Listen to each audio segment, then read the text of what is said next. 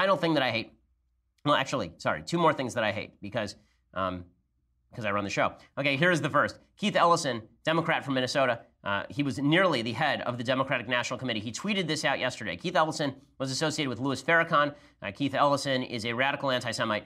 Here's what he tweeted. At Moon Palace Books, and I just found the book that strikes fear in the heart of Donald Trump. And it's him holding up a book called Antifa, the Anti-Fascist Handbook. Antifa is basically a domestic terror group.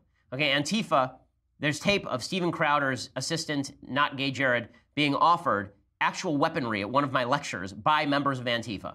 Okay, Antifa break things. Antifa commit acts of violence. Antifa is the reason that they call themselves Antifa, they say they are anti-fascist, but then they say by any means necessary, meaning violent means. One of the leading Congress people in the Democratic caucus is now calling for support for a violent leftist group. And then you wonder why we think, why there's been a reactionary move to Trump. This is how you got Trump, gang. And final thing that I hate. So President Trump announced on, what was it, Monday? I mean, I've completely lost track of all time. I think it was Tuesday, actually. I've lost track of time because every news cycle is now 1.5 seconds long. By the end of the show, I assume I will have missed 2 news cycles. On Tuesday, Trump tweeted out that he was going to have the fake dishonest media news awardsies on Monday, which I look forward to at 5 p.m. on Monday. As I say, I hope that he takes over all 3 broadcast networks to do it. And members of the media don't understand what's happening. So they've been releasing ads trying to troll Trump. So here is the one from Stephen Colbert. And it's a picture of Stephen Colbert looking like he's in Good Night and Good Luck with a series of quotes from Sean Hannity and various other people saying how terrible he is. And a quote from Trump himself. And it's a nomination poster, right? It's like a nomination poster for the Oscars. It says, in all categories, including outstanding achievement in parroting George Soros' talking points, best sound mixing, best checks mixing, least Breitbarty, the Eric Trump Memorial Award for disappointment, fakest dishonesty, corruptest fakeness, dishonestest corruption, smallest button. Okay, so it's a little funny. I'll admit that it's pretty funny. But I will also suggest that one of the problems here is that Stephen Colbert actually does disseminate a bunch of left-wing talking points. And if you want to make the case that you're not a left-wing talking points organization, the way you do that is not by trolling Trump about his fake news stuff by saying we are fake news, right? The only people, I understand, Colbert doesn't portray himself as an objective news source. He portrays himself as a comedian. But when he covers news, he is not objective. He was not the only one doing this routine. Like, they revel in this, right? You wonder why Trump could run against Stephen Colbert and win. The reason he ran against Stephen Colbert and won is because Stephen Colbert is running against Trump. They're all running against Trump. But it's not just Colbert. It's also Samantha B. And Trevor Noah. Here's Samantha B. So Samantha B. Tweeted out her own ad. It said, for your consideration, Samantha B. for shrillest reporting. Which, I mean, I would vote, if she were up for that category, I would certainly vote for that. And it's a bunch of comments from YouTube commenters. She says, nice try, Colbert and Daily Show, but we're sweeping the dishonesties this year. P.S. Donald Trump, how about a female host next time? Ha ha ha ha, because, like sexism. She's not even funny. Like, that one's not even funny. Okay, Colbert is at least funny, but Samantha B. is just comedy death. I mean, she's Ebola of comedy. And then there's Trevor Noah, who's also in an open competition for this. By the way, I should mention, and before word gets out, that the Daily Show did invite me on with Trevor Noah.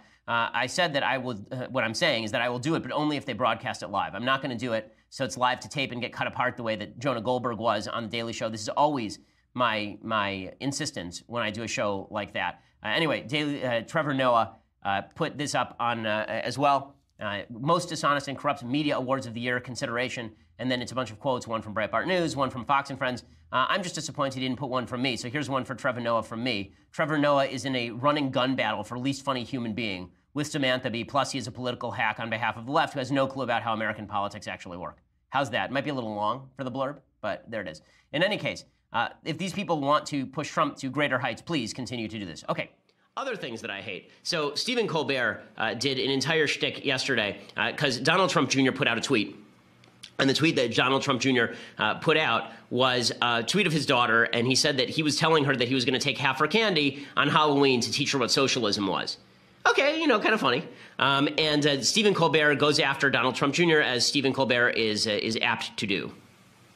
Last night, Don Jr. tweeted a picture of his young daughter holding her candy bucket and said, I'm going to take half of her candy tonight and give it to some kid who sat at home. It's never too early to teach her about socialism. Yes, it's never too early to teach kids the danger of sharing.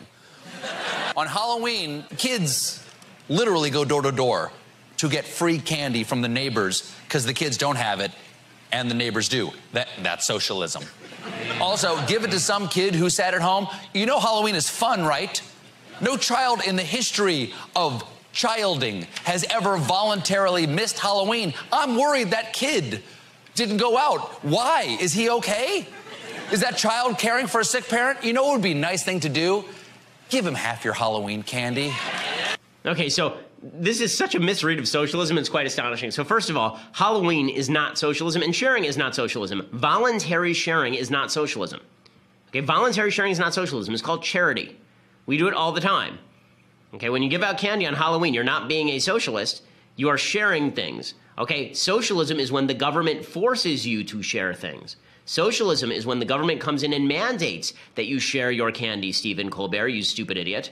Okay, the idea that socialism is just sharing is belied by, the 100 million dead people over the last century who failed to share voluntarily enough and therefore were taken off to the gulags or shot in mass graves. So no, not quite the same thing. As far as this idea that, there's a poor child in need and so you should really give that child half your candy, again, that's up to me. I may agree with you, Stephen Colbert, but the idea that Donald Trump Jr.'s daughter should have to give half her candy, I think that the better plan there would probably be for Donald Trump Jr.'s very wealthy man to get that kid some candy if that kid needs charity. But I'm not going to enforce it with the power of government. So again, the deliberate misread on socialism here is pretty astonishing. And it just shows how the left thinks about socialism. They think about it as a benevolent, wonderful thing that really has no downside, except for the whole, we have to shoot people if they refuse to abide by my version of what charity ought to constitute. John Oliver of HBO, he's coming in for a lot of criticism lately because he is just awful all the way through. So John Oliver did a segment, and I think it's really fascinating to break down what the left does when they conflate a bunch of different myths altogether. So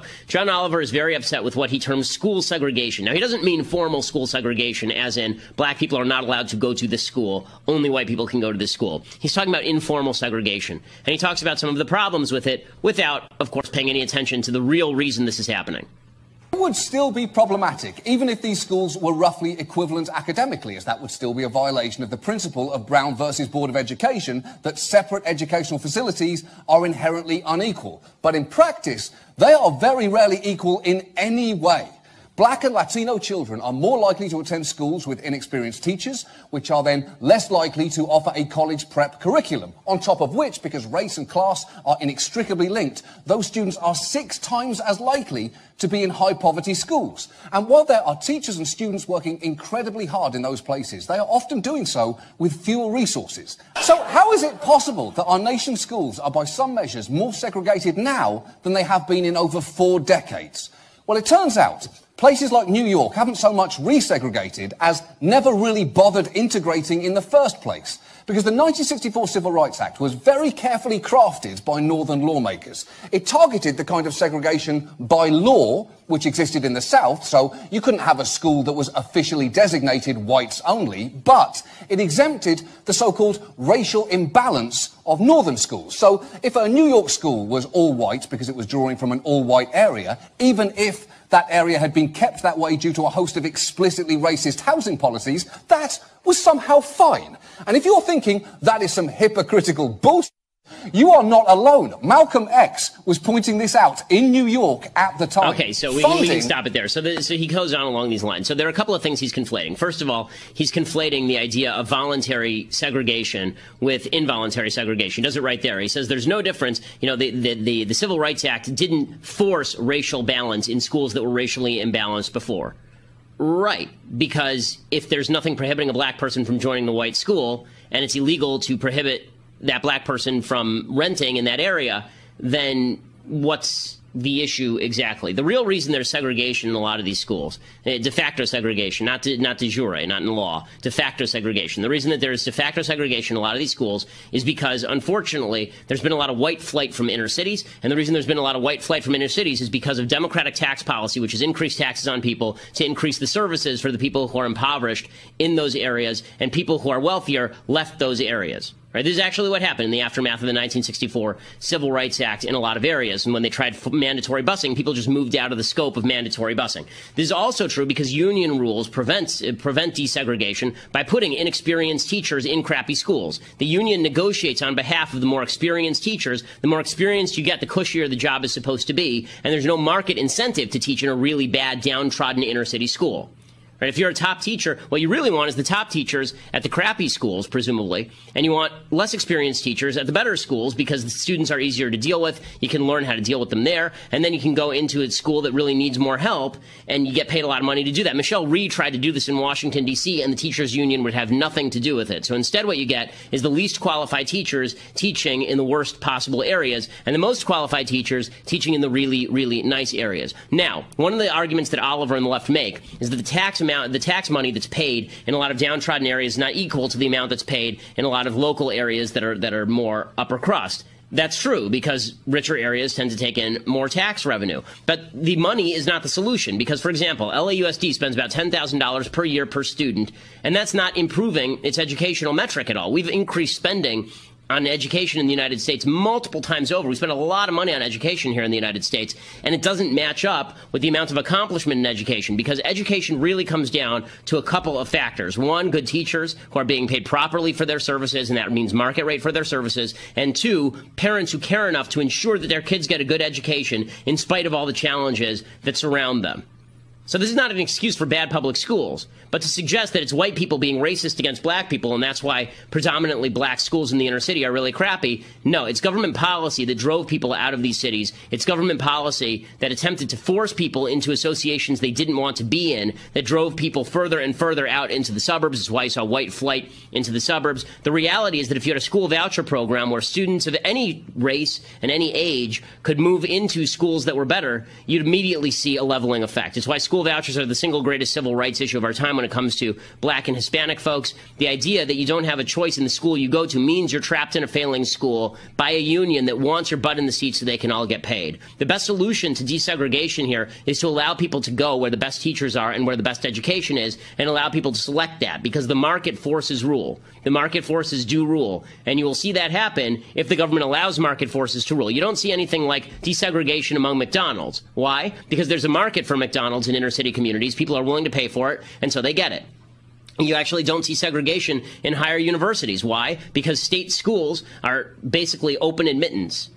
Right now, they'll say that there's more segregation than ever in higher education too, because there aren't enough black and Hispanic people qualifying for the kind of minimum qualifications to get into these universities. But again, that's not a result of legal barriers. That's a result of all of these other informal barriers that we're talking about, including some of them are legal barriers, like not being able to go to the public school you want to go to, and part of them are informal barriers, like having a culture that doesn't value education in the same way that other cultures do. I mean, if you look at the difference between, and it's true even within, it's not even black and white issue. I mean, this is true even within different subsets of the Asian community. There are various cultures in the Asian community, some of which value education more than others. So this is not as easy a solution as John Oliver is basically suggesting here. Just get the government in to mandate that a certain number of black people go to a white school, a certain number of white people go to a black school. They tried this in the 1960s, and it ended up devastating virtually all of the schools.